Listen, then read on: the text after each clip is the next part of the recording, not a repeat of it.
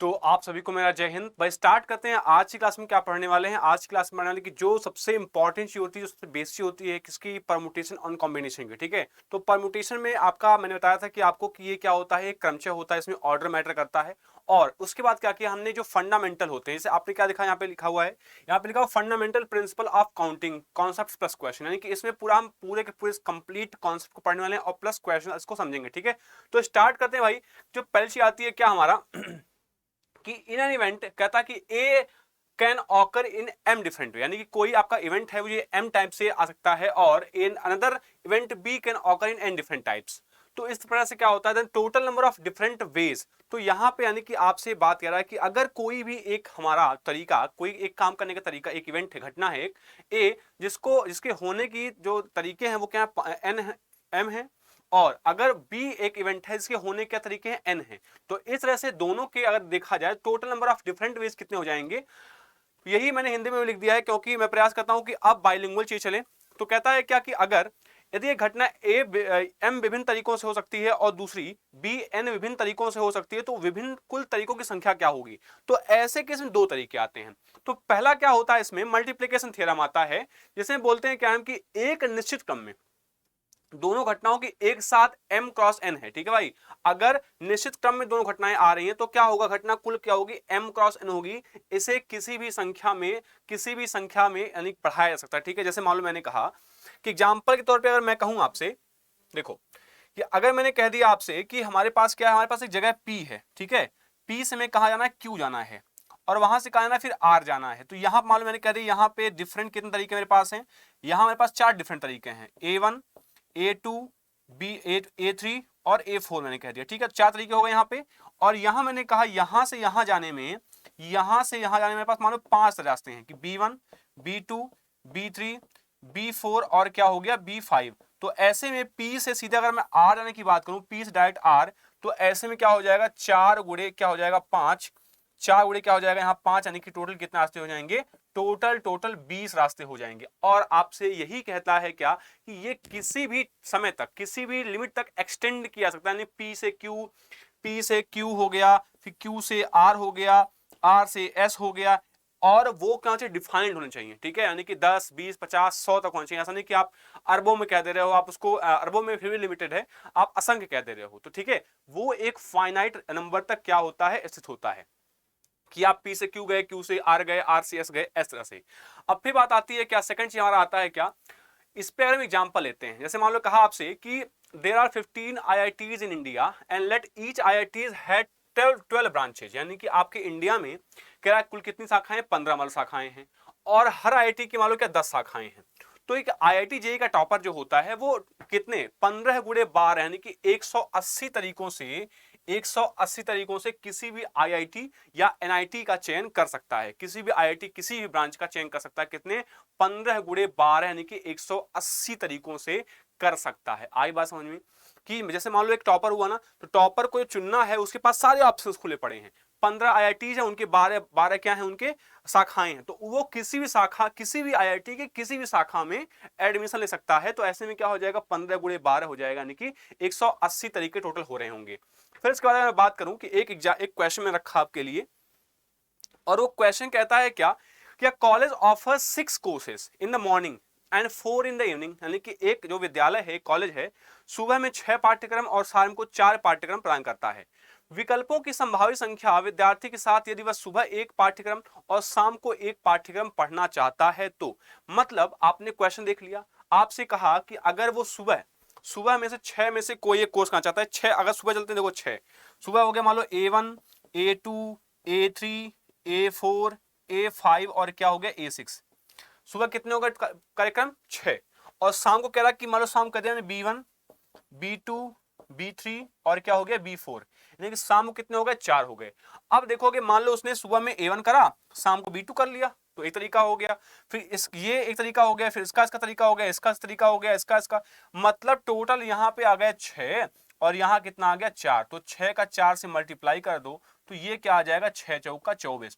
तो आप ये देखो, सबसे इंपॉर्टेंट चीज है इसके कॉन्सेप्ट को समझना, ये कि सुबह में 6 ऑप्शन है उसके पास, 6 में से कोई भी एक कार्यक्रम ले सकता है।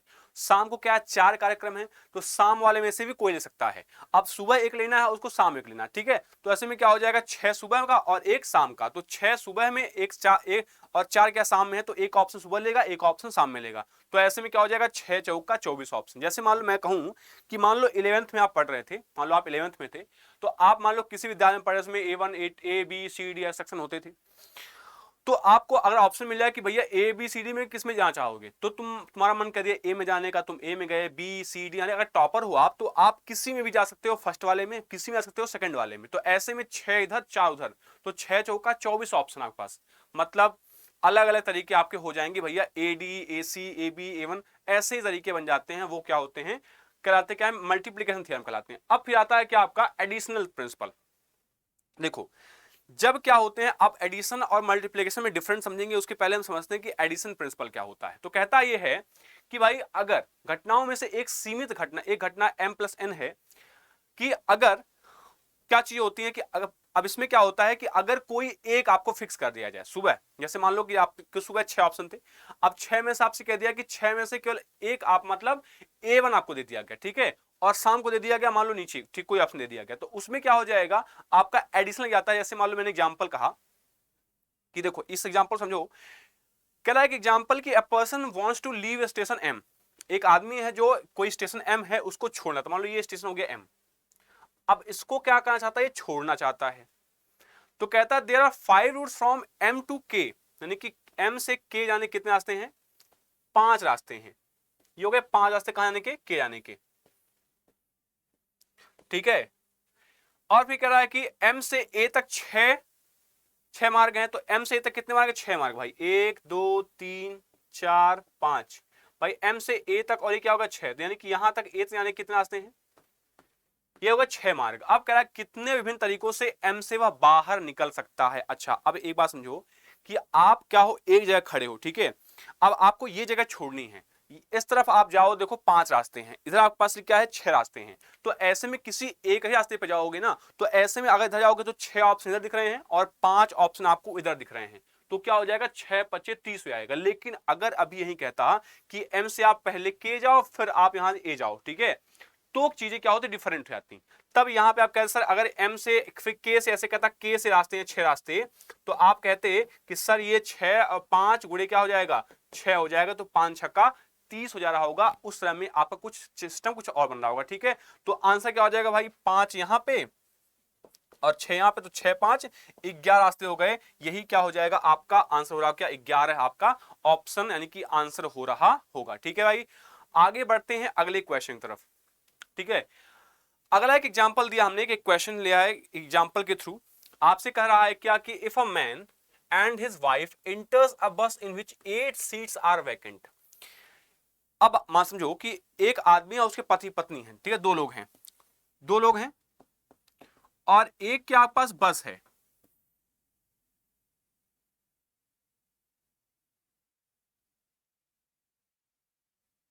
ठीक है भाई, ये बस हो गई हमारे पास। अब ये बस है, अब बस में जब ये लोग गए, 2 लोग हैं यहां पे,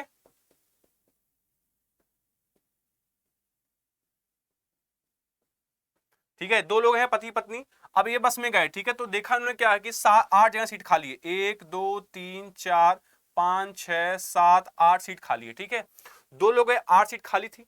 अब 8 सीट में से अब ये कितने तरह से करा कि उन्हें बैठने के कितने विभिन्न तरीके हो सकते हैं। देखो अगर 8 सीट थी ना, तो मान लो पत्नी, लेडीज फर्स्ट, तो इस पत्नी, ये पत्नी आएगी अंदर, देखेगी कहीं भाई जहां पे सुटेबल लगेगा वहां किसी एक सीट पर बैठ सकते हैं, है ना।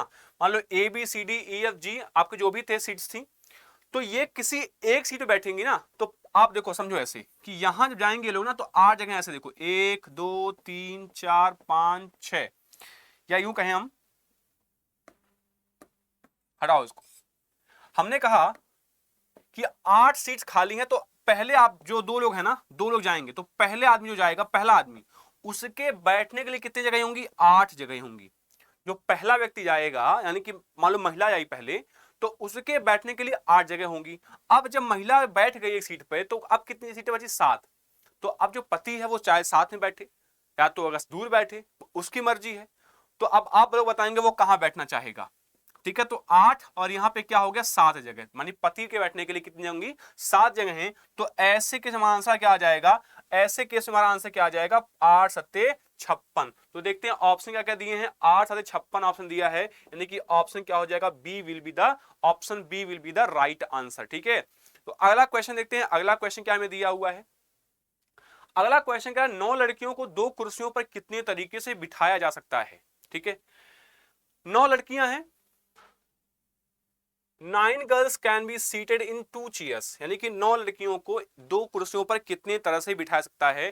तो भाई देखो 2 कुर्सी लगी हुई है, 2 चेयर आपकी लगी हुई है यहां पे देखो, मैंने कहा भाई 2 चेयर हो गई,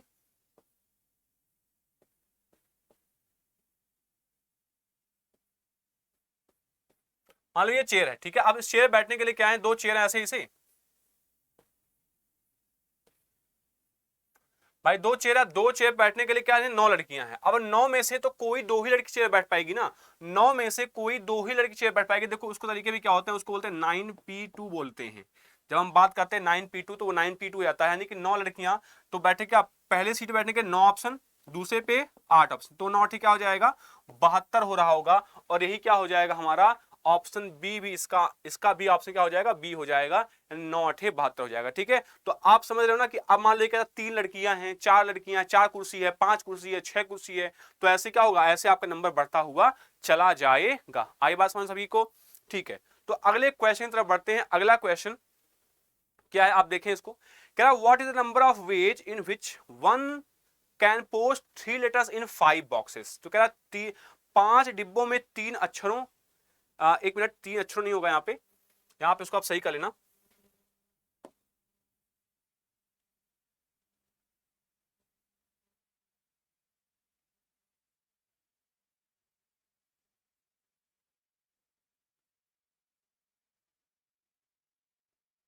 ये हमारा हो रहा होगा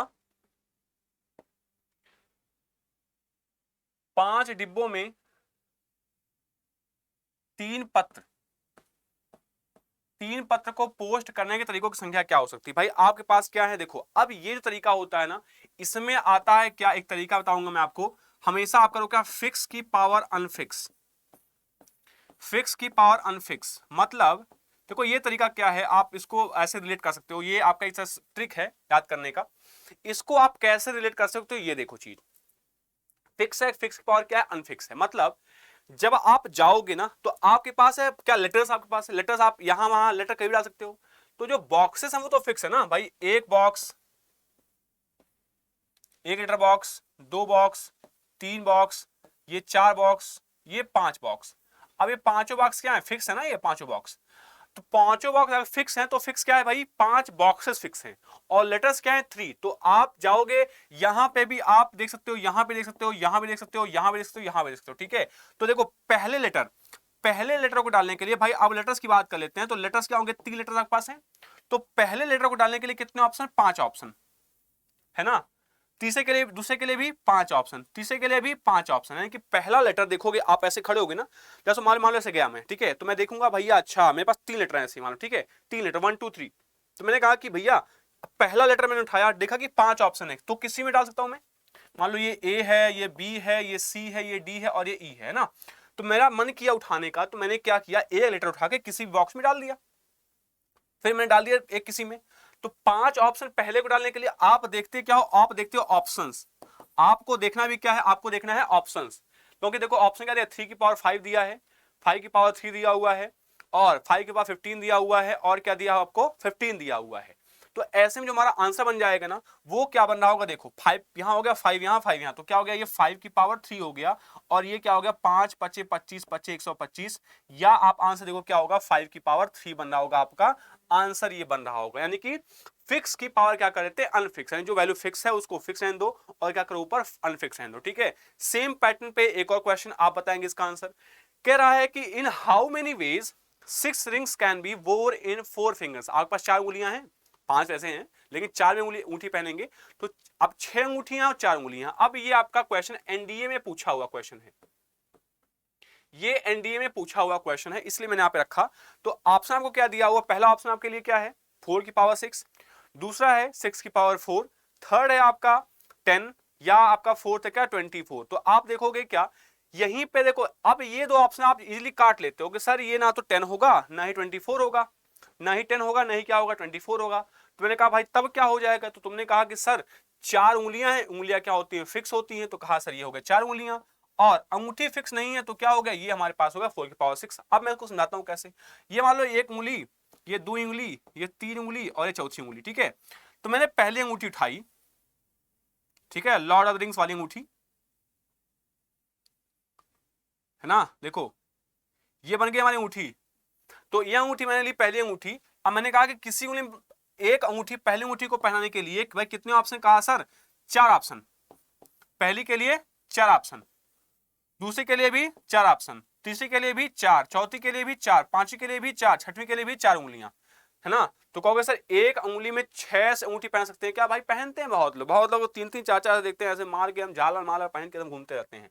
तो ये क्या हो जाएगा 4 की पावर 6 हो जाएगा, और यही क्या हो जाएगा आपका आंसर भी हो रहा होगा। अब सेम, तो मैंने आपसे कहा था कि जितने टाइप के क्वेश्चन बनेंगे सारे कराएंगे। तो अगला देखो, अगला क्वेश्चन कह रहा है क्या कि 6 डिब्बे हैं, 5 गेंदे हैं, तो 5 गेंदों को कितने तरह से रखा सकता है, कि in how many ways 5 balls can put in 6 boxes, है ना, 6 बॉक्सेस है ना, ठीक है। तो 6 डिब्बे हैं, 6 डिब्बे क्या है, डिब्बे क्या होंगे फिक्स होंगे, ठीक है। तो डिब्बे क्या हो गए हमारे फिक्स, तो ऑप्शन क्या देखो दिया है 5 की पावर 6, 6 की पावर 5, 30 या फिर क्या दिया 11। तो ऐसे केस में जो हमारा आंसर बन रहा होगा वो क्या है, 5 बॉल है 6 बॉक्स है, 6 बॉक्स हो गया फिक्स, और 5 बॉल क्या हो गया हमारा नॉट फिक्स, ठीक है। क्योंकि बॉल उठा लेंगे ना तो देखेगा हमने कि भाई 5 बॉक्स रखे हैं, पहले बॉक्स पहले डालने के लिए 6 ऑप्शन, दूसरे को डालने के लिए 6 ऑप्शन, तीसरे के लिए भी 6 ऑप्शन, चौथे के लिए भी 6 ऑप्शन, और पांचवे के लिए भी 6 ऑप्शन। तो ऐसे में क्या हो जाएगा 6 इंटू 6 इंटू 6 इंटू 6 इंटू 6, यानी कि 6 की पावर क्या हो जाएगा 5, और यही क्या हो जाएगा हमारा आंसर। अब देखो यही क्वेश्चन गलत क्या करके आते थे कि सर 5 की पावर 6 करना है कि 6 की पावर 5 करना है, तो मैंने आपको बता दिया क्या करना है, फिक्स की पावर अनफिक्स करना, ठीक है। तो ऐसे में आपका आंसर क्या होगा, बड़े ही इजीली आ जा रहा होगा, ठीक है। तो this was all about your question, ठीक है। अब मैं आपको एक चीज और यहां बता देता हूं भाई, देखो मैं आपको एक चीज बताता हूं, यहां पे देखो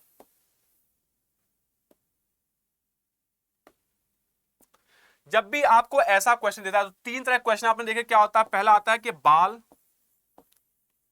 और बाल बॉक्स आता है, दूसरा क्या आएगा लेटर, लेटर और लेटर बॉक्स, और जो थर्ड आएगा, तो थर्ड आएगा वो क्या होगा आपका रिंग और फिंगर, ठीक है। तो ये 3 तरह क्वेश्चन आते हैं, तो 3 तरह क्वेश्चन क्या करना है आपको, फिक्स की पावर क्या कर देना है अनफिक्स, ठीक है। बस आप अगर ये तरीका याद रखोगे तो ये क्वेश्चन कभी गलत नहीं होगा, कभी भी गलत करके नहीं आओगे, ठीक है। This was all about the fundamental of permutation and combination. तो मिलते हैं अगली वीडियो में, तब तक के लिए टाटा बाय बाय एंड जय हिंद।